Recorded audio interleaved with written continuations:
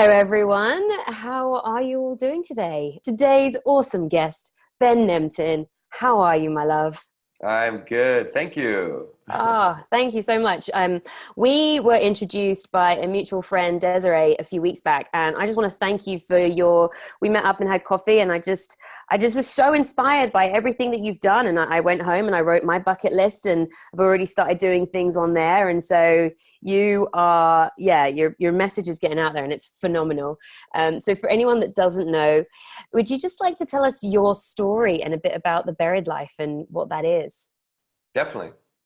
So I guess it started in first year university for me when I guess I just graduated high school. I was just going into university, and I put a lot of pressure on myself to do well in school, to do well in academics as well as athletics, right? So I was on the national rugby team. I was also had an academic scholarship to one of the better universities in Canada, and so anyway, I was going into university and I was training for the World Cup. And as I was training, I essentially, I started thinking about the World Cup games that were going to be coming in France. And I was like, okay, what if I miss a kick? Like, what if I miss an easy kick right in front of the goalpost? What if I blow it on the world stage?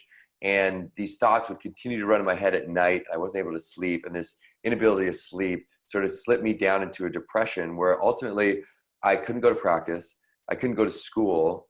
I got dropped from the rugby team. I dropped out of school. I couldn't leave my house, and I was totally just incapacitated by this. And it was the first time I'd ever experienced anything like it.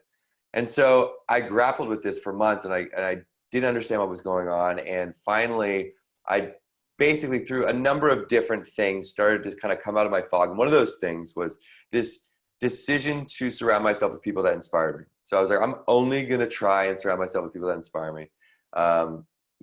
Mainly by necessity, because I needed to kind of lift myself up. And so I thought if I could surround myself with people that would lift me up, I'd feel better more of the time. And so I chose this kid that I kind of knew. He grew up in the neighborhood in Victoria, BC, where I grew up in Canada. And I called him out of the blue, and his name's Johnny. I said, Johnny, let's make a movie. Because I'd always wanted to make a movie, and I didn't really know what, but I just thought it'd be really fun to make a movie with my friends. And so he was a filmmaker. He could edit, so he was my into making a movie. And he was like, for sure. Like, I've got another friend, Dave, and I knew Dave, and I called Johnny's older brother, Duncan, and we started talking about, this movie, and we didn't know what it was going to be, but we thought, like, we know we want to make something in the summer. Mm-hmm. And ultimately, there's this serendipitous kind of moment where Johnny gets assigned a poem in English class called The Buried Life. It's an old English poem, which I'm sure you know, which is called, I think it was written in 1852, and basically speaks to this feeling of feeling buried and not doing the things you really want to do. So we have all these things that we want to do, but we don't do them because we're buried. We have moments of inspiration when we see the light, so to speak, but ultimately that gets diminished by, kind of the monotony of day-to-day life. And so we thought, okay, well, let's make a list of all of our buried dreams. And this is sort of this exercise where we made this bucket list, but we made a rule that you had to pretend you could do anything when you made this bucket list. So if you had $100 million in the bank, if you were a superhero, what would you do? And so we thought, well, we'd go to space. We'd make our own TV show. We'd write a #1 New York Times bestseller. We'd pay off our parents' mortgage. We'd grow a mustache. We'd have Morgan Freeman read us a bedtime story. We'd do all these things. And then we thought, okay, if we're going to do all these things on our list, let's help other people do the things they want to do on their list. So we crossed something off our list. We helped someone else do something they want to do. And this was supposed to be a 2-week road trip. So we scrounged together, we'd cold call companies, pretend we had a production company, got a juice company to pay for our gas. We borrowed skateboards from a skateboard company to give away on the road. We borrowed an RV. We bought a camera on eBay. We threw theme parties to raise money for the tour. And we lied to our bosses at the time, saying, I said I had a wedding to go to. I said I had an Indian wedding. It was I had 2 Indian weddings. It was going to last 2 weeks. And so we took 2 weeks off before we went back to university in this 1977 Dodge RV. And not knowing how we would cross anything off or help anybody, but we just knew that we were going to try. And we sort of would take this road trip, and we'd ask people on the road, what do you want to do before you die? That was our question that we asked ourselves and asked people. And if we could help them do that thing, then we would. And so what happened next was this sort of mix of magic and luck where people heard about our list and they wanted to help. So strangers would reach out to us and say, hey, I saw you want to ride a bull. Like my friend owns a bull ranch, I can help you. Or I heard you want to make a toast to stranger's wedding. My friend's getting married. I'm the best man. I can get you in. Or, I heard you want to go to space. My friend works for NASA. He used to be an astronaut. You should talk with him. These crazy connections where ultimately we started crossing things off that we never thought we could. And we started getting these emails from people saying, hey, I've always dreamed of playing the bagpipes. Can you help me? I'm like, yeah, here's like someone that teaches you how to play the bagpipes. Or I've always wanted to sing a duet with Celine Dion. She's my hero. Did you hook someone up with that? No, we actually got a lot of Michael Bublé back in the day. Because he was in Canada, he's Canadian, everyone wanted to meet Michael Bublé. Did you hook anyone up with Bublé? I met Bublé and I told him that we had a bunch of people. I was like, I think he gets this a lot. But we were able to help we reconnected a father and son after 17 years. We helped 4 friends that hadn't seen each other in 40 years, reconnected their childhood, swimming hole they used to meet up with. We used to play during the summers when they were young. It was like the best times of their lives. They're still connected. We helped a kid get his dad a home. We helped, a guy get a truck so he could save his business. And all this stuff was really not us helping them, right? It was just us helping other people help them. So we would just be the facilitators to help these things. So this 2-week road trip that was supposed to be one and done, make a little movie, and then we're going back to school, kind of catapulted us into this adventure that lasted now 12, 13 years. So we just never stopped. So we've been doing it for, years. And then we sort of crossed off all these things that we never thought we could, like make a TV show. We got #1 New York Times for 4 guys that barely passed English. One guy that didn't pass English, 11. And we, we helped a bunch of people and ultimately sort of realized, wow, you can really do anything you want. Yeah. So that was this big realization. And over time, kind of after looking at things that we had crossed off, sort of saw patterns of things we did again and again. So I sort of learned okay, here's some things we can actually, pass on to other people that are trying to do this thing that they've always wanted to, but are too afraid. Or what were those patterns that you learned? So there, sorry, I keep seeing myself in the video and it keeps freaking me out. So I'm trying to. I normally put my phone over my face because I just stare at myself all the time. I'm like, it's nice. I'm just talking to myself. You can't see me. I'm here too. Yeah, I know. I see you now. I just pinned you, so you're much better looking than me. So okay, got it. So the things that we've kind of learned, I've learned a lot, but the steps, the actionable sort of takeaway, which could be seen as these steps to making the impossible possible, or the steps to crossing anything off your bucket list. Are sort of as follows. I think, from a top level, the first is to think about what's important. So even before you begin, you need to make sure that you're actually doing something that you really want. So you need to think about what's important to you and not your friends or your family or your coworkers or what you think you should do, but you really need to stop and check into your feeling, what your gut and your heart is telling your intuition. And if it scares you, that's okay. That's good. People say you're crazy, that's better, but we move so quickly, and that's how your dreams, for lack of a better word, get buried. Is the day-to-day sweeps you up, and it's normal. So Ferris Bueller has a good quote. He says, life moves pretty fast. If you don't stop and look around once in a while, you can miss it. So, there's all these themes. I mean, the Buried Life poem was written 150 years ago, and he was talking about it. Ferris Bueller was a movie from the 80s. He was thinking about it. You can name, a myriad of different examples of people talking about getting swept up by life and forgetting what you really want to do, or living someone else's life. So first and foremost, you got to think about what's important. The second I'm writing all of these down, by the way, in the comments. So, oh yeah, definitely. And so the second is, as you say, write it down, is write it down. Yeah. Right? You have to write down your goals. Such a small, seemingly small thing, but so powerful. So you have a 37 to 40% higher chance of achieving your goals just by writing it down. And what it does is you're taking an idea and you're making it real. So you're taking something that's intangible and you're making it tangible. And you're effectively breathing life into your dreams. You're building a foundation for them to grow. And you have something that's really real. And I think you can start looking at your dreams as projects, just like a work project. You can break it down and see the steps to getting done. I think a big dream seems too overwhelming, but if you start to break it down in manageable little steps, you don't even need to know the full roadmap. That's the secret. Like, you just need to know the first step, and that's all you can do. And then you can do the second step.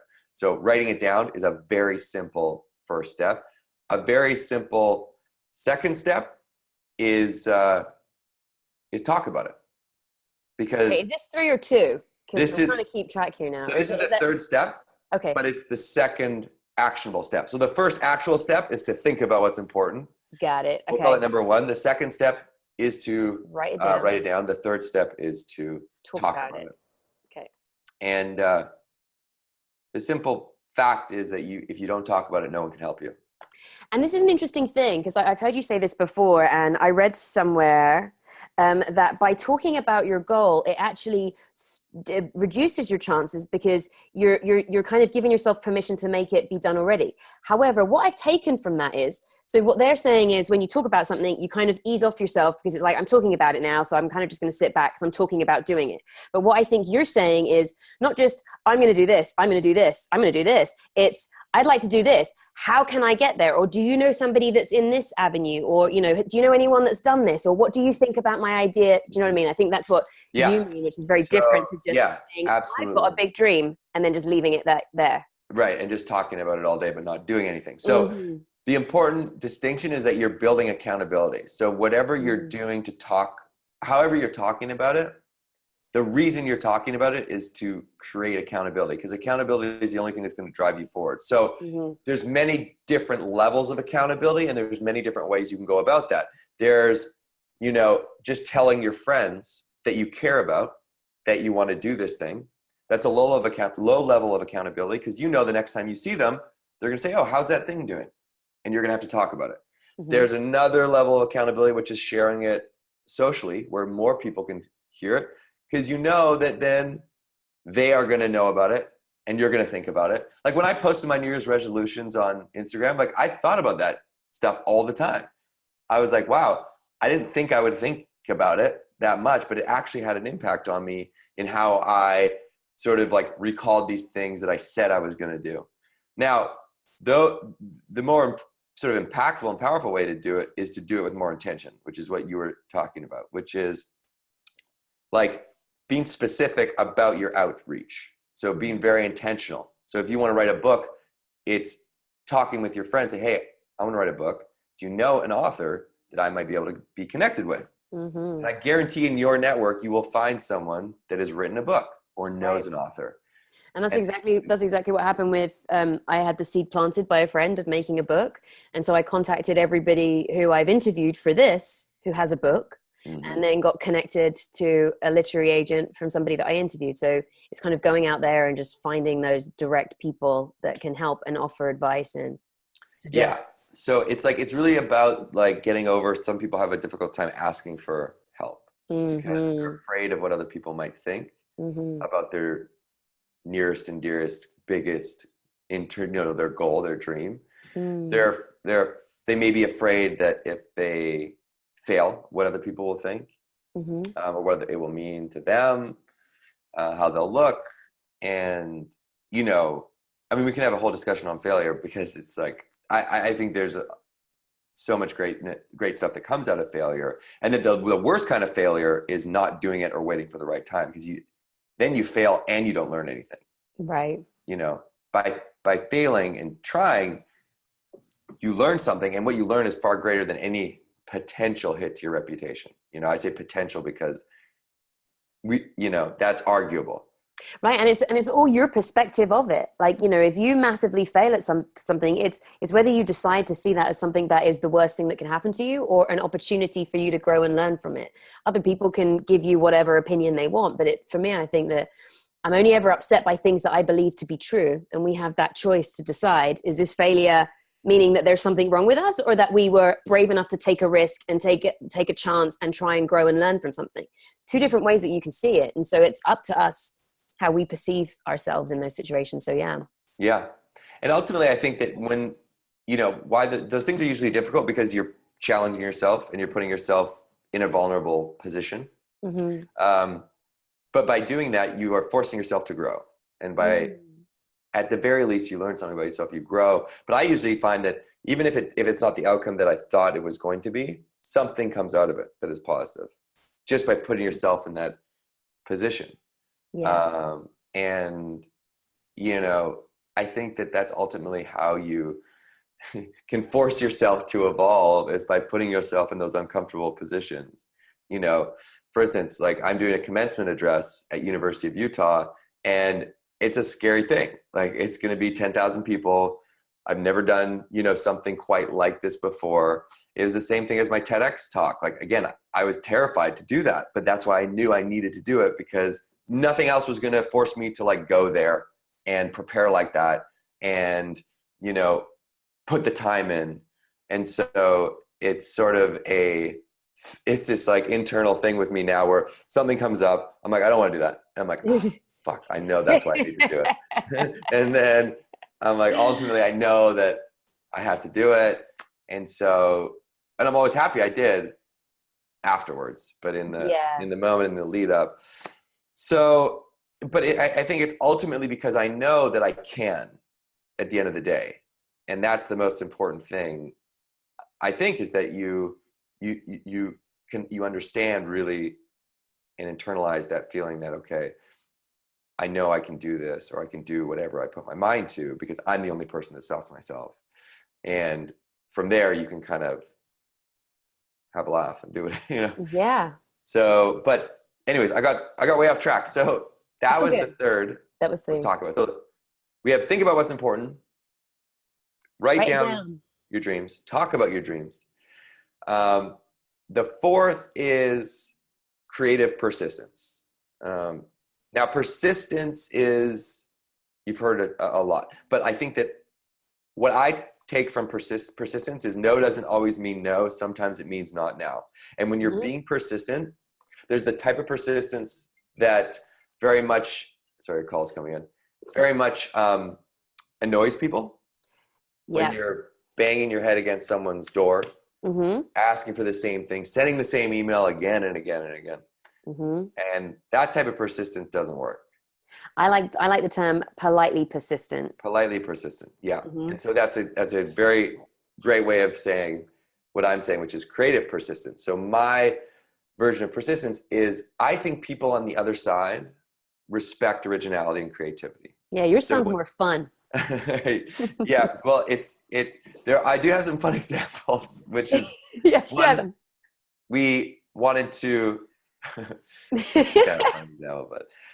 so we did a show on MTV, and by doing the show, we knew we had to be loud. It was on MTV, so we had to do big, and the format was one thing on our list, one thing on someone else's list. So the one thing on our list was always a big list item, like trying to play basketball with President Obama, streak a field and get away. Another one was break into the Playboy Mansion. And the most outrageous idea to get in was to make a cake that looks like it belonged at the party, so decorated like the party, but hide two of our friends in it, dressed up like Oompa Loompas, because it was an Oompa Loompa, it was a Willy Wonka themed party, and deliver it to the Playboy Mansion at 5 p.m. and leave them in it for 6 hours. And then when the party started, they could jump out and no one would notice. So it was like, this was the stupidest idea I'd ever heard of. I was like, there's no way this is gonna work. And I had an idea I was like, because when I was traveling in Europe, people kind of thought I looked like Cristiano Ronaldo. So people would be like, are you related to Cristiano Ronaldo? And I was like, I can pretend I'm Cristiano Ronaldo. So we created this whole like PR fake website and said I was coming from Europe for the party. That didn't work. But the point is, this other idea. You could have gone that you were his like nephew, like cousin or something. They actually like paparazzi were there, and everyone believed it, but the fire marshal had shut it down. Wait, this was at the Playboy Mansion party. They wouldn't let you in. Yes. Okay. Yes. But then my friend that were hiding in the cake, we delivered it in a Mack truck that we rented with paperwork that we had created, and my friend delivered it at 5 p.m. and we pushed it up with two guys in it, and they didn't know where they were. They had bottles to pee in. They had like phones. We couldn't get a hold of them, and it was like Shawshank Redemption. Going by every 20 minutes, and they're like, "Oh, that's the shuttle." And then at 12, they just popped out and ran to the party, and they got in the party. And wait, did the cake get pushed into the party, or did they just the cake was up the back driveway into the like sort of off of the party? So people were I've seen people that have photos with them posing with the cake that I know my two friends that were inside. So people were like, yeah. So they got in, and then Snoop Dogg was performing. And so my friend Dave jumped right up on stage with Snoop Dogg because he's like, I got 2 minutes before I get kicked out. They had these little cameras they were filming with. And he's up on stage, and then he sees security, and security kind of like gives him the nod. And security thought they were working the party because they were dressed up like Oompa Loompas. They were just bigger than the other small people Oompa Loompas. So they spent the whole night there, had a great time, did cannonballs into the grotto with everyone cheering Oompa Loompa.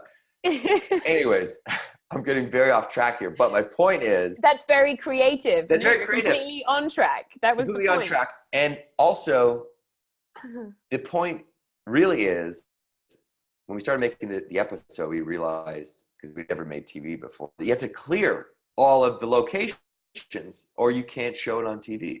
So we went to Playboy's PR and we said, hey, we broke into Hugh Hefner's house. Filmed a great episode. Can we air it? And they're like, absolutely not. You can't.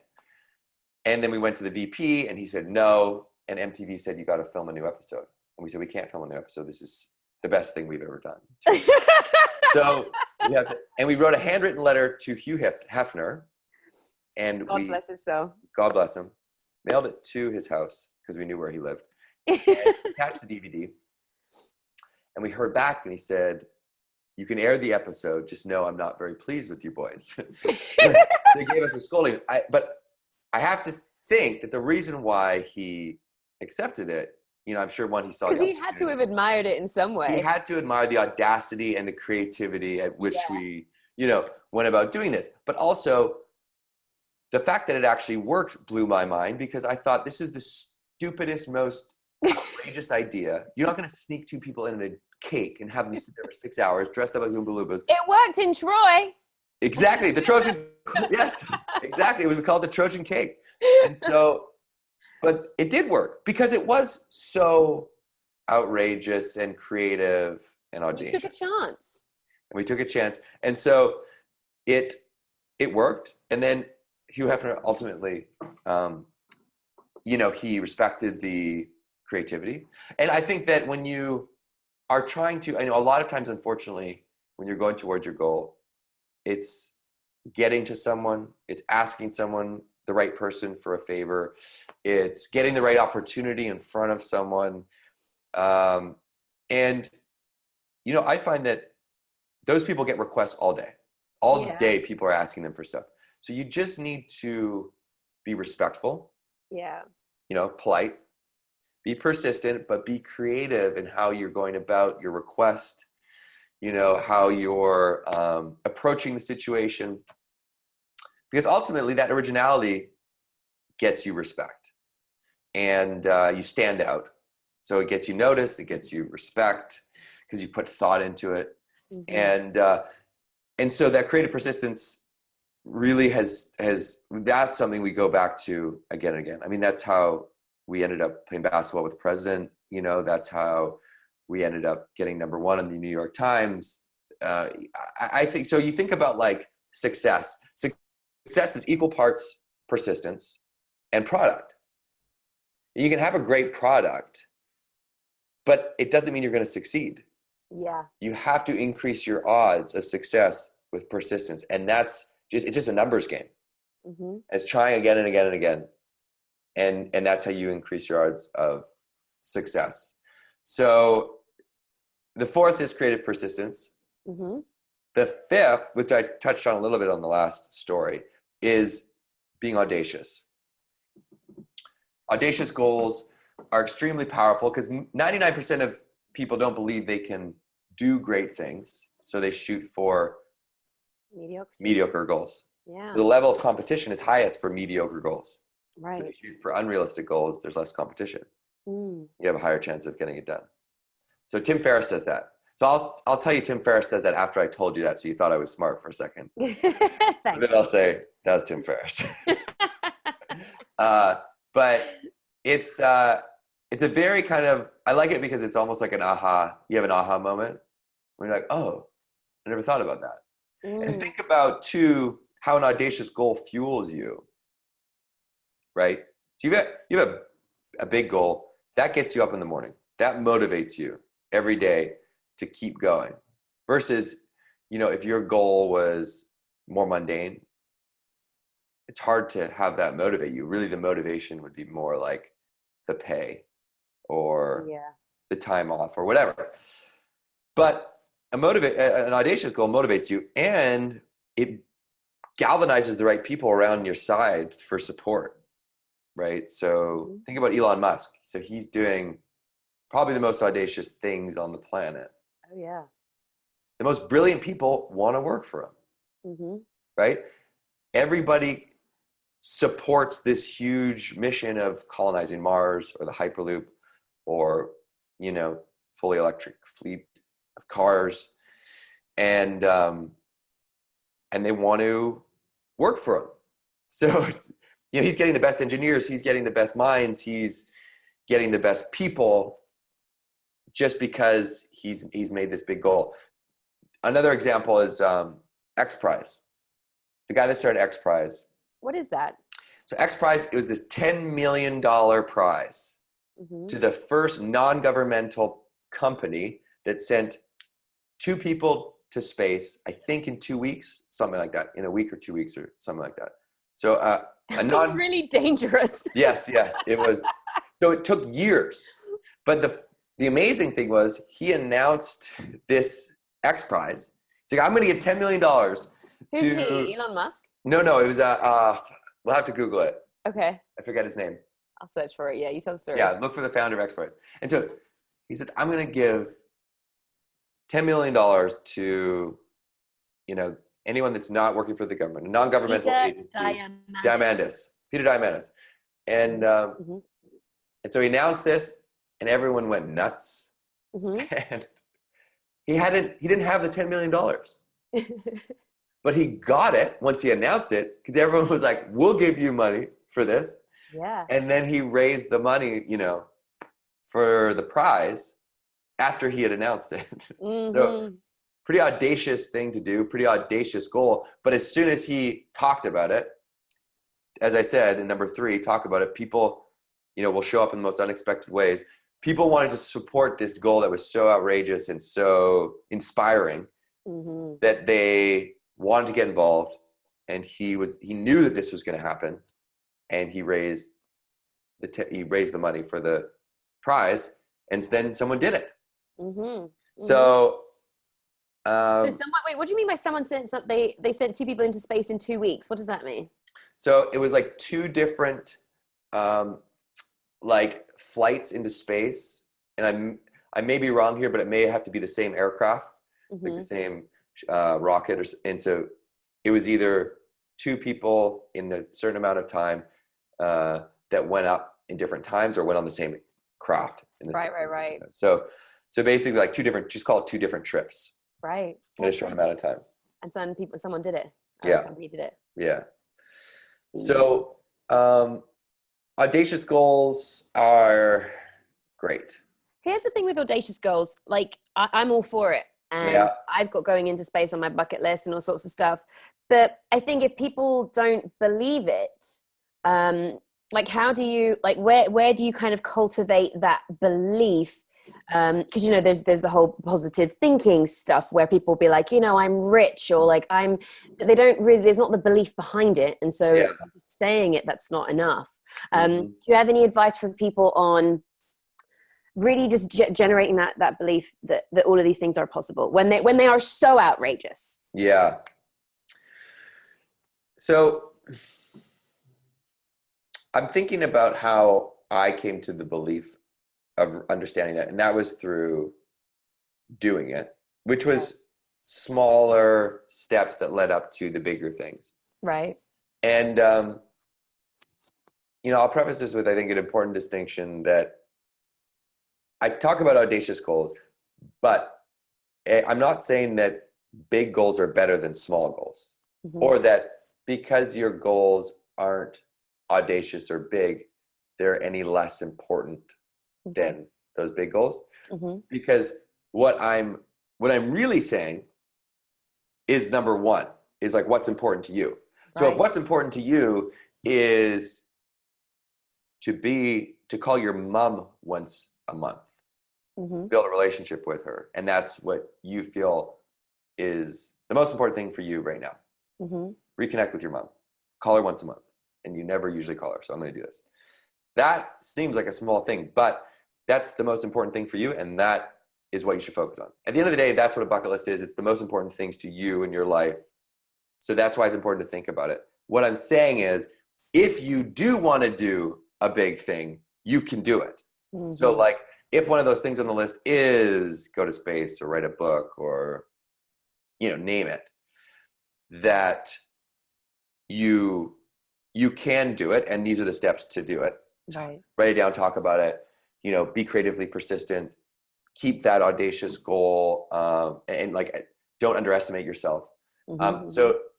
And then if you don't think that you can do an audacious goal, I think that's totally, I think that's like pushing yourself little by little to start to do things that are out of your comfort zone, and do things that you feel like are going to put you in a position where you can learn and progress and slowly, make step towards whatever that might be. The big thing. Yeah. Because I imagine with you guys, first of all, did you in the beginning think that everything was possible? Question, but then I can imagine as you started to do these things, it gives you more confidence to do the bigger things and to do more. And the more that you have success, the more you kind of realize. So yeah. I think for anyone that is maybe doubting a massively audacious one, start with things that you can do. And then once you've proven to yourself, I can do, you build up. Is that kind of what happened with you guys? Exactly. Like, so we never thought that we could, we initially put things on the list as a joke, these big things we put on because we had made it a commitment that we were going to pretend that we could do anything. So, but I never thought we could do them. And the things in the beginning that were impossible, were things like open the 6 o'clock news. I never thought that was possible. We were able to do that, like things like make the front page of our local newspaper, things like ride a bull, be a knight for a day. I don't, like things that were, but as you basically said it, like, as we started to go, we started to realize, wow, there's actually no limit to what we can do. So why don't we push it a bit more and more? And then finally getting to playing basketball with the president at the White House was sort of this, crazy moment where we also had a call with the Oprah producers about being on Oprah. And we're like, what is going on? Like, this is crazy. Yeah. And so just by thinking about like this whole buried life was supposed to be 2 weeks, but it started to continue to roll and go and go and go.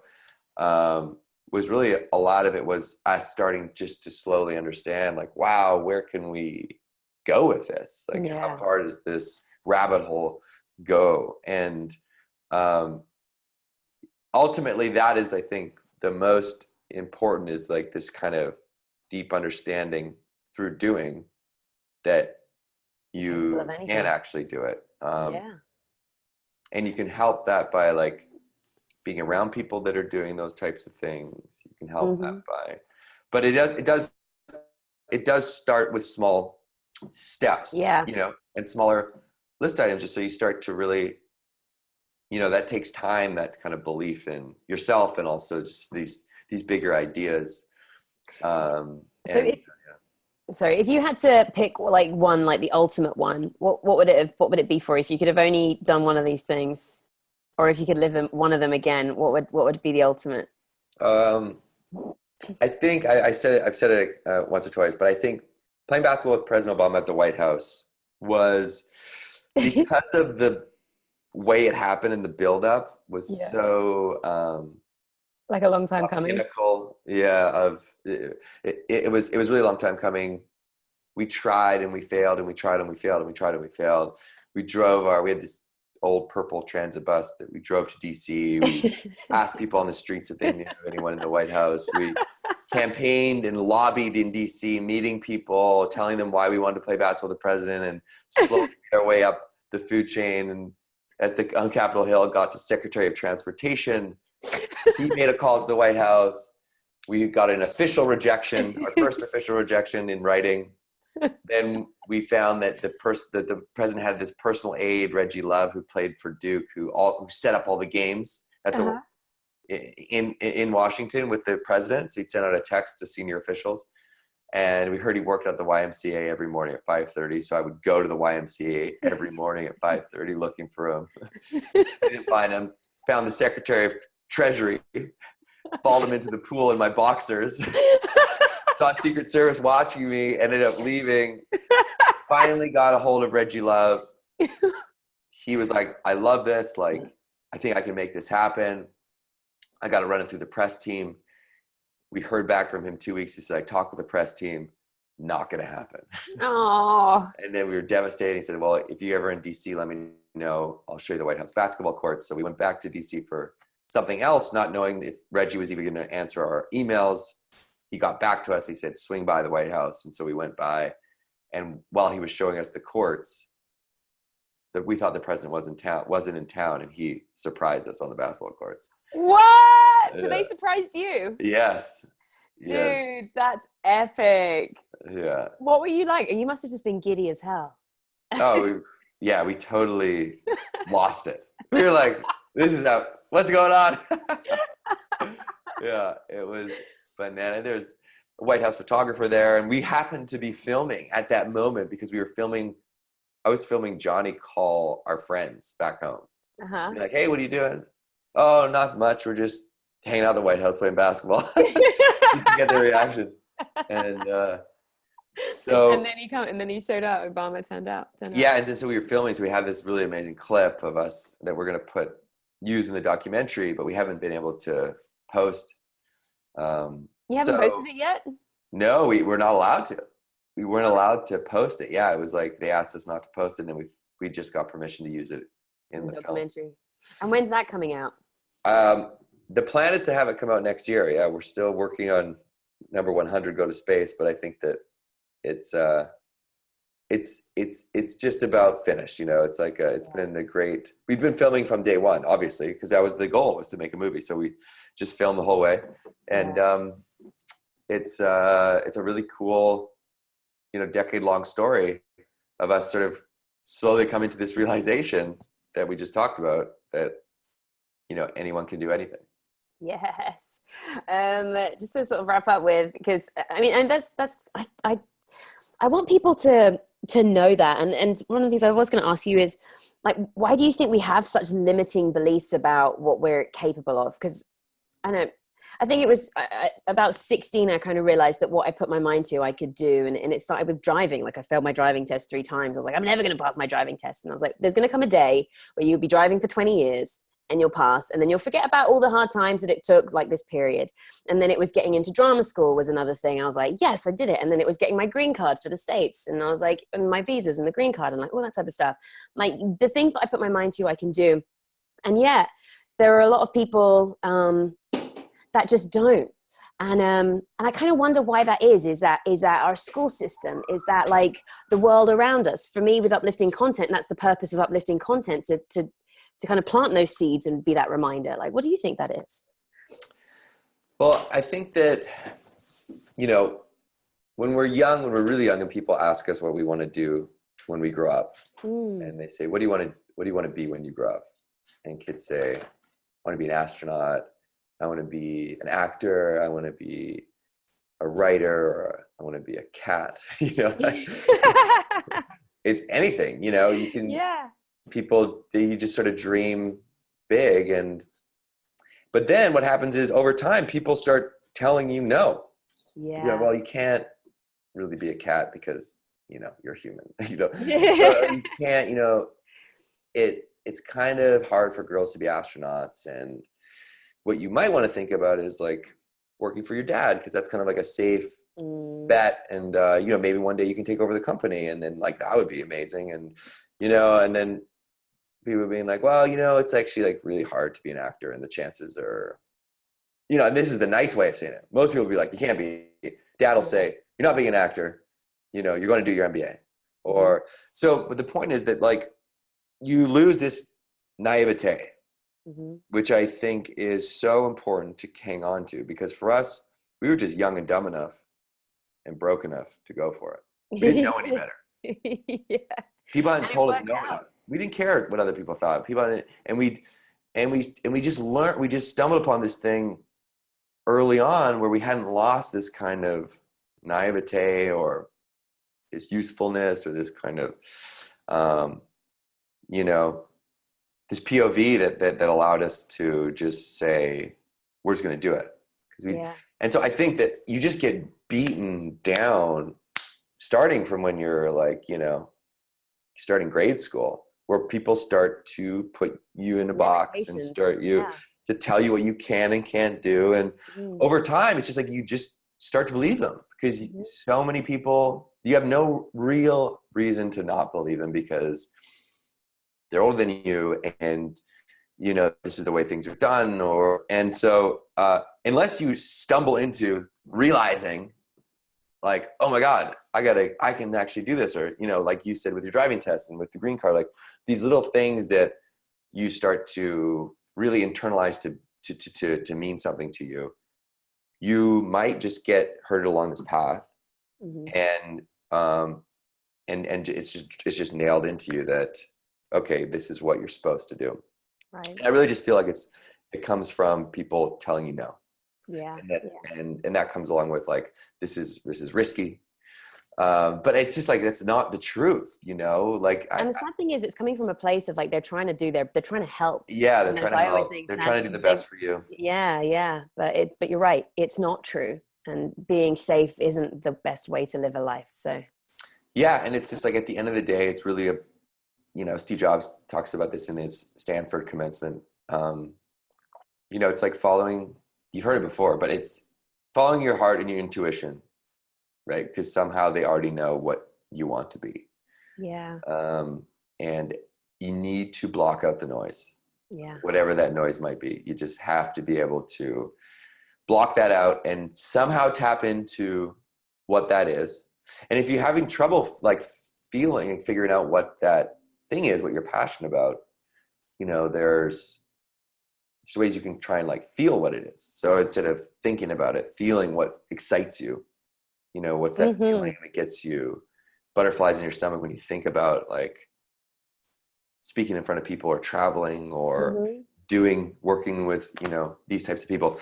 Another one that I just saw Jason Silva speak in LA, and he was talking about make a list of things you're curious about, you know, and look for these things that overlap that you're curious about. Like where are these sort of this Venn diagram of things that you're curious about that tend to clump together, and you can find your purpose. To find your purpose, right? Yeah. So it's like turn your passion into your purpose. But like, I think you can actually like chip away at what your passions are by thinking about what you're curious about or what excites you. That's sort of like a even easier place to start. It feels less like you're trying to solve the world's problems with what's my passion. Yeah. I like that. What is the book about? Because we're giving away one of those that people can enter. The sign up is in the comments below. And what is the book about? The book's actually being re-released next month, which I'm really excited about. And it is we tell our story, and really like what a lot of what the takeaway is that I think, well, you know, we just talked about, but the bulk of it is we got triggered by something in the beginning that made us believe that anything was possible. So for me, it was a friend of mine who started a clothing line out of college, took out a loan, did it. And I was like, wow, like that's a really cool clothing line. Like you didn't have any experience in fashion. How did you do that? Like I wanted to get involved and maybe start thinking like, wow, if he did that, like what can I do?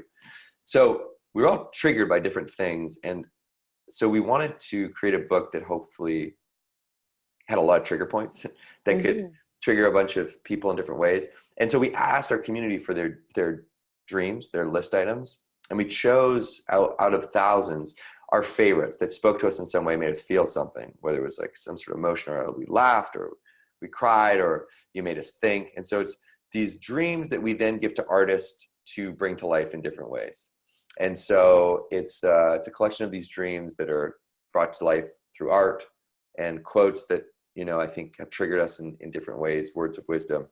And then, you know, our list and our little story. So it's it's a cool book, I think. Awesome. And somebody's going to get that. I guess the updated version would be cool if possible. Yeah. Fantastic. Amazing. And so, well, thank you, Ben. You just I love talking to you. I really loved meeting you the other day, and you've just kind of got me so motivated and focused. And I know you're doing it to thousands of people. Where can everyone find more information about you? Just, so my website is bennemtin.com. It's kind of a weird last name, Nemtin. Where is it from? What does it mean? I believe that it's Russian, Romanian. This is my dad's side. It was like shortened when my grandmother came to Canada. So yeah. So Nemtin, and then all the socials are just at Ben Nemtin. So pretty simple. And stay in touch. And thank you so much for having me. This is really fun. My pleasure. It's always awesome talking to you. We'll do it again soon. Yeah. Guys, lovely to see you all. Thank you so much. And I'll be back on Thursday at 10 a.m. Bye.